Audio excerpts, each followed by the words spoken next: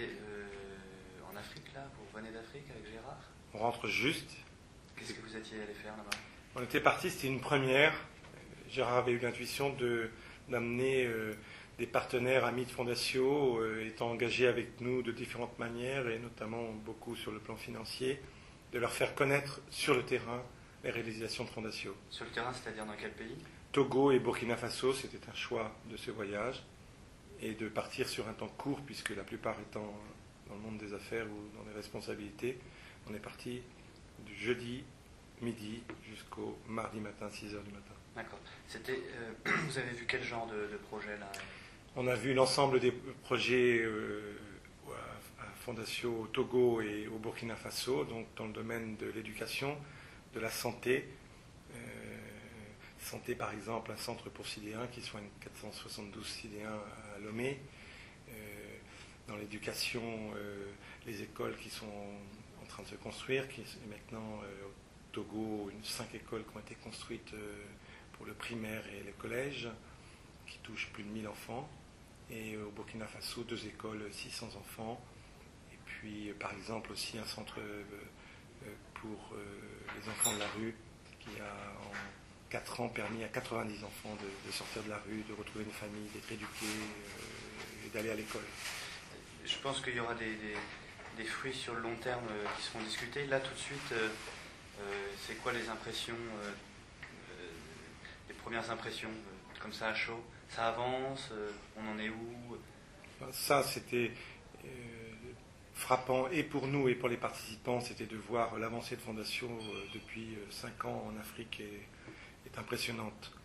Et de savoir que l'ensemble de ces projets, je prends un exemple, le Burkina Faso par exemple, de voir une articulation entre l'ensemble des projets de Fondatio qui articulent foi et développement, avec vraiment à la base de tous ces projets, le cœur c'est la communauté chrétienne, même si nos projets ne sont pas des projets qui mettent en avant Fondatio, parce que nous voulons qu'ils soient, ne pas mélanger la Bible et le pain, et permettre que toute personne qui vient, soit dans une école, soit se faire soigner, soit chercher un microcrédit pour pouvoir se développer, il n'ait pas l'impression qu'il doit être croyant pour pouvoir faire cela. Donc c'est vraiment des projets ouverts à tous et pour tous.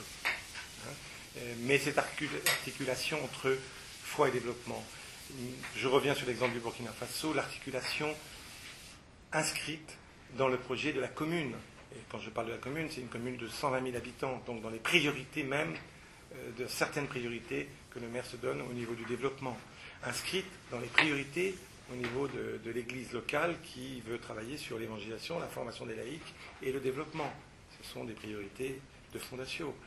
Inscrite dans la tradition. Nous avons eu la chance de rencontrer le roi et qui lui-même veut un développement harmonieux des populations locales. Et quand il voit Fondatio travailler au cœur de la brousse, comme au cœur des villes, il y a des enjeux là très importants, notamment du côté de l'alphabétisation, sachant que dans des zones comme au Burkina Faso, 80% des personnes n'ont pas été alphabétisées.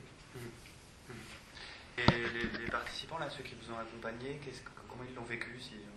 Est-ce qu'ils ont déjà donné un peu est-ce qu'ils ont déjà un peu partagé autour de ça, ou où on en est? Oui, les premières impressions sont très impressionnantes.